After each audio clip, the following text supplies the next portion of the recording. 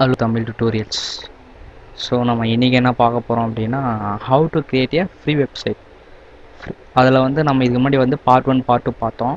So இப்போ என்ன பார்க்க போகிறோம்னா how to upload the images on webpage. ஒரு வெப்பேஜில் வந்து ஒரு இமேஜை வந்து எப்படி அப்லோட் பண்ணுறது அப்படிங்கிறத பற்றி பார்க்க போகிறோம். ஸோ நம்ம வந்து இதான் வந்து நம்மளுடைய வெப்சைட், ஓகேங்களா. ஸோ இந்த வெப்சைட்டில் வந்து ஹோம் பட்டனை கிளிக் பண்ணிக்கோங்க.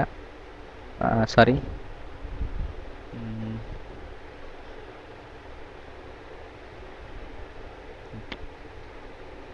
இப்போ ஹோம் பட்டன் கிளிக் பண்ணுங்கள். ஆக்சுவலாக அது ஹோம் பட்டனில் தான் இருந்துச்சு. இப்போ இந்த ஹோம் பட்டனில் வந்து இந்த பேஜில் வந்து எந்த ஒரு இன்ஃபர்மேஷனும் இல்லை, ஓகேங்களா. ஸோ இப்போ தான் வந்து நம்ம இதில் வந்து நம்ம தான் வந்து இந்த பேஜில் இன்ஃபர்மேஷனை ஆட் பண்ண போகிறோம். ஸோ வந்து இந்த பேஜில் நம்ம வந்து ஒரு இமேஜையும் சம் கண்டென்ட்டையும் வந்து எப்படி ஆட் பண்ணலாம் அப்படிங்கிறத பற்றி பார்க்கலாம். ஸோ எடிட் திஸ் பேஜ் அப்படிங்கிற ஆப்ஷன் வந்து கிளிக் பண்ணிக்கோங்க. ஸோ கிளிக் பண்ண உடனே நம்ம வந்து அட்மின்குள்ளே போகும், ஓகேங்களா. அட்மின் பேஜுக்குள்ளே போகும். இது வந்து ஒரு பேக் எண்ட் மாதிரி. ஸோ இந்த இடத்துல தான் வந்து நம்ம இன்ஃபர்மேஷனை ஆட் பண்ண போகிறோம். ஸோ இங்கே அப்லோட் இமேஜ் அப்படிங்கிற ஒரு ஆப்ஷன் இருக்குது, அதை கிளிக் பண்ணுங்கள். ஸோ என்ன ஆகும் அப்படின்னா நம்ம லோக்கல் டிஸ்க், அதாவது நம்ம கம்ப்யூட்டரில் இருக்கிற ஒரு இமேஜ் அவங்களுடைய டைரக்டரியில் ஸ்டோர் ஆகிடும். ஸோ அங்கேருந்து நம்ம அதுக்கு வந்து லிங்க் கொடுப்போம், இமேஜ் சோர்ஸ் அப்படிங்கிற ஒரு HTML கோட் லிங்க் கொடுப்போம், ஓகேங்களா. இப்போ நான் வந்து ஃபைல் வந்து சூஸ் பண்ணிக்கிறேன். ஸோ மொபைல் அப்படிங்கிற ஒரு PNG ஃபார்மேட்டில் இருக்கிற ஒரு ஃபைல் ஒரு இமேஜ் இருக்குது. ஸோ அதை நான் வந்து அப்லோட் பண்ணிக்கிறேன். ஸோ சூஸ் பண்ணிவிட்டு அப்லோட் பண்ணிக்கிறேன். ஸோ எனக்கு வந்து கீழே வந்து அப்லோட் ஆகுது. ஸோ அப்லோட் ஆகும்போது என்ன ஆகும்னா அவங்களுடைய டைரக்டரியில் வந்து ஸ்டோர் ஆகிட்டு எனக்கு வந்து ஒரு HTML டாக்குமெண்ட் வந்து HTML கோடிங் வந்து எனக்கு கொடுத்துருவாங்க. ஸோ அந்த கோடிங்கை நான் காப்பி பண்ணி என்னுடைய அட்மின் பேஜில் வந்து பேஸ்ட் பண்ணிட்டேன்னா போதும். ஸோ இதை வந்து நீங்கள் பார்க்கலாம். எப்படி பார்க்கணுன்னா சேவ் பண்ணுறங்க. சேவ் பண்ணிவிட்டு இங்கே கீழே ப்ரிவ்யூ பார்க்கலாம். ஸோ இப்போ நம்மளுடைய வெப்சைட்டில் வந்து இந்த இமேஜ் வந்து அப்லோட் ஆகிடுச்சு.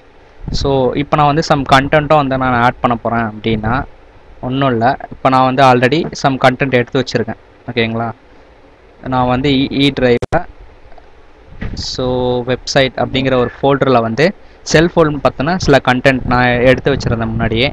ஸோ அதை வந்து நான் காப்பி பண்ணி இந்த அட்மின் பேஜில் நான் வந்து என்ன பண்ண போகிறேன் அப்படின்னா ஃபீல்டு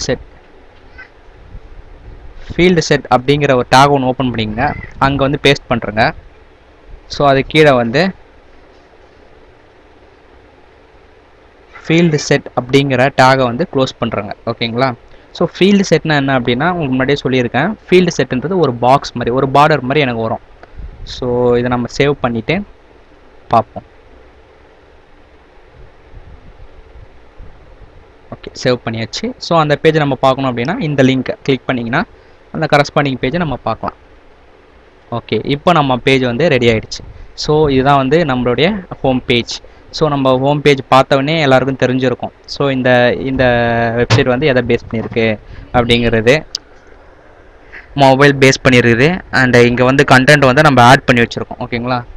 ஸோ இப்போ வந்து ஒரு இமேஜஸ் அண்டு டெக்ஸ்ட்டை வந்து எப்படி ஒரு வெப்சைட்டில் ஆட் பண்ணுறது அப்படிங்கிறத பற்றி பார்த்தோம். ஸோ